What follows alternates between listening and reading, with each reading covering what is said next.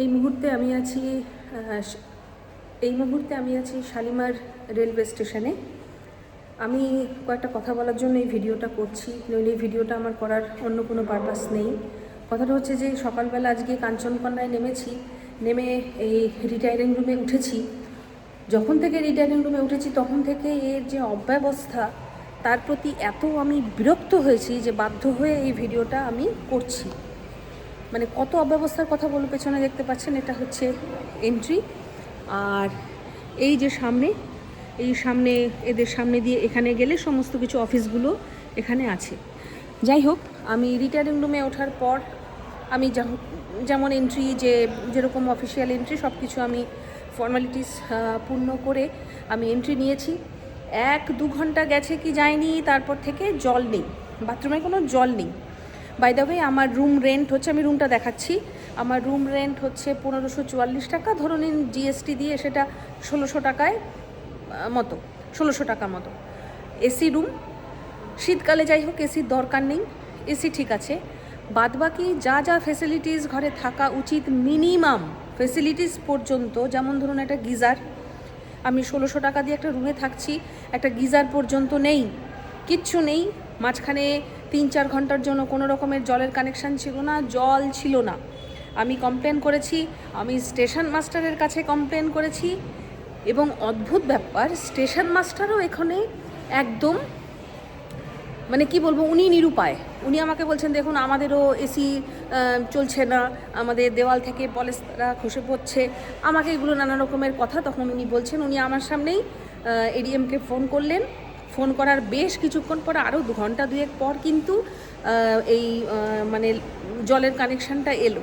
তা এখন এত টাকা দিয়ে যখন আমরা রুম বুক করি, তখন এই ন্যূনতম ফেসিলিটিসগুলো তো আমরা এক্সপেক্ট করতেই পারি, তাই না? আমি এখন আমার রুমটা আপনাদের দেখাচ্ছি, আপনারা দেখুন।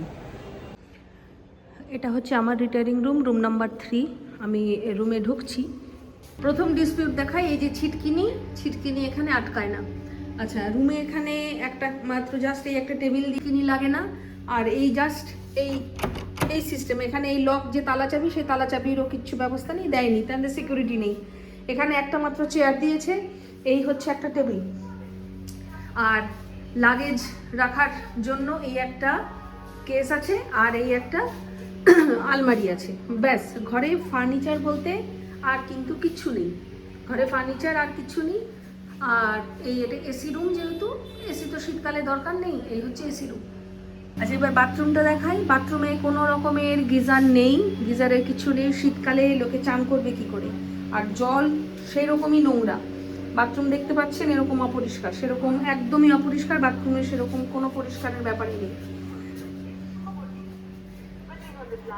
আচ্ছা, এটা কিন্তু রেলওয়ের নিজস্ব রিটায়ারিং রুম, এমন নয় যে আইআরসিটিসি নিয়েছে। আইআরসিটিসি তত্ত্বাবধানে রিটায়ারিং রুম চলছে। এর আগেও আমি রেলওয়ের অনেক রিটায়ারিং রুমে থেকেছি, হাওড়াতে থেকেছি, তারপরে লখনৌতেও থেকেছি, কিন্তু এইরকম অব্যবস্থা কিন্তু কোনো রিটায়ারিং রুমের আমি দেখিনি। সুতরাং এই সামনে অনেক হোটেল আছে, এই হোটেলগুলোর ভাড়া, এই রুমে আমার এই যে রুমে 1600 টাকা রুম দিয়ে, মানে রুম রেন্ট দিয়ে আমি থাকছি, এই যে সামনের হোটেলগুলোতে আমি থাকতে পারতাম, থাকিনি। কারণ আমি জানি আমি রেলওয়ের এই জায়গাটাতে থাকলে আমার সেফটি সিকিউরিটি অনেক বেশি, কিন্তু আমি থাকিনি। তাহলে এই এত টাকা রুম রেন্ট দিয়ে এই ধরনের রুমে থেকে আমার এখানে লাভ কি? সুতরাং শালিমারে যদি কেউ আসেন, আমি রেকমেন্ড করব রিটায়ারিং রুমে কখনো থাকবেন না।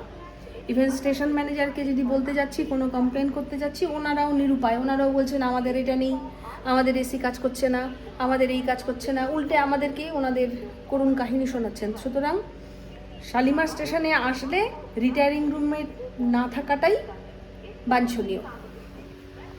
যেখানে স্টেশন ম্যানেজারকে কোনো কমপ্লেন করতে গেলে তিনি বলেন আমরা নিরুপায়, আমাদের কিছু করার নেই, আমাদের এই সমস্যা, আমাদের ওই সমস্যা। তাহলে আমরা এখানে শালিমার এই রেলওয়ে স্টেশনে ইন্ডিয়ান রেলওয়েজের নিজস্ব রিটায়ারিং রুমে কিসের জন্য থাকবো? এটা হচ্ছে আমার প্রথম প্রশ্ন। এর আগে লখনৌতে যখন থেকেছি, রুম রেন্ট অনুযায়ী ওদের সুন্দর ঘর, টিভি, সোফা, ড্রেসিং টেবিল, একটা ড্রেসিং টেবিল মানে ঘরে একটা আয়না নেই, আপনি যে আয়নার সামনে দাঁড়িয়ে কোনো কিছু কাজ করবেন, ঘরে একটা আয়না পর্যন্ত নেই। সুতরাং এই রিটার্নিং রুমের হচ্ছে এই অবস্থা। রেলওয়েজ আমাদের সিম্পলি ঢকিয়ে টাকাটা নিচ্ছে। 1600 টাকার জন্য আমি যে রুম রেন্টটা দিচ্ছি সেটা পুরোটা ঠকিয়ে টাকাটা নিচ্ছে। দ্যাটস ইট, এর থেকে আর কিছু বলার কিছু নেই। সুতরাং ইন্ডিয়ান রেলওয়েজ এদিকে একটু নজর রাখুন, একটু নজর দিন। যাত্রী পরিষেবার সাথে সাথে যাত্রীদের থাকার জন্য আমরা যে টাকাগুলো দিচ্ছি সে টাকাগুলো একটু সঠিকভাবে আপনারা সেটা ইউটিলাইজ করুন।